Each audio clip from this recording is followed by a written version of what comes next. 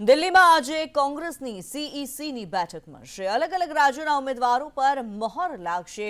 ગુજરાતની કેટલીક બેઠકોના ઉમેદવાર જાહેર થવાની શક્યતાઓ જોવામાં આવી રહી છે, ત્યારે સ્ક્રીનિંગ કમિટીમાં નક્કી થયેલા નામ પર અંતિમ મહોર વાગી શકે છે। ત્યારે દિલ્હીમાં આજે કોંગ્રેસની સીઈસીની બેઠક યોજાવા જઈ રહી છે। ઇલેક્શન કમિટીની બેઠક યોજાશે, જેમાં અલગ અલગ રાજ્યોની લોકસભા બેઠકના ઉમેદવારોની નામ પર મહોર લગાવવામાં આવશે। વિવિધ રાજ્યોની સ્ક્રીનિંગ કમિટીમાં નક્કી થયેલા ઉમેદવારોના નામ પર અંતિમ મહોર લગાવવામાં આવશે। ત્યારે ગુજરાતની પણ કેટલીક લોકસભા બેઠકોના ઉમેદવાર જાહેર થઈ શકે તેવી સંભાવનાઓ જોવામાં આવી રહી છે।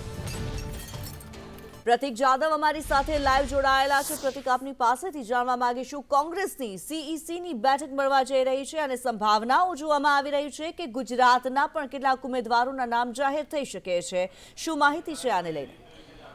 દિલ્હીમાં કોંગ્રેસની ગુજરાતની સ્ક્રીનિંગ કમિટીની બેઠક મળી હતી ને આ બેઠકમાં કેટલાક ઉમેદવારોના નામ ફાઇનલ થયા છે ને આ નામને હવે આજે સીઈસીની બેઠક જે દિલ્હીમાં મળવાની છે તેમાં મૂકવામાં આવશે ને અંતિમ મહોર આ નામ ઉપર લાગી શકે છે। મહત્વનું છે કે અગાઉ કોંગ્રેસની 2 યાદી જાહેર થઈ ચૂકી છે, પરંતુ 2 યાદીમાં કોંગ્રેસના ફક્ત 7 ઉમેદવારોના નામ જાહેર થયા છે। ત્યારે આજે મોડી સાંજે ફરી એકવાર કોંગ્રેસની 3જી યાદી જાહેર થઈ શકે છે અને 3જી યાદીમાં ગુજરાત કોંગ્રેસના કેટલાક ઉમેદવારોના નામ સામે આવી શકે છે। આ યાદીની અંદર સૌરાષ્ટ્ર અને મધ્ય ગુજરાતના કેટલાક ઉમેદવારોના નામ પણ હોવાની શક્યતાઓ સામે આવી રહી છે, કારણ કે સ્ક્રીનિંગ કમિટીમાં કેટલાક ઉમેદવારોના નામ ફાઇનલ કરવામાં આવ્યા છે અને હવે અંતિમ મહોર આજની સીઈસીની બેઠકની અંદર મળી શકે છે, જેને લઈને મોડી સાંજે કેટલાક ઉમેદવારોના નામ જાહેર થાય તેવી પૂરેપૂરી શક્યતાઓ સેવાઈ રહી છે।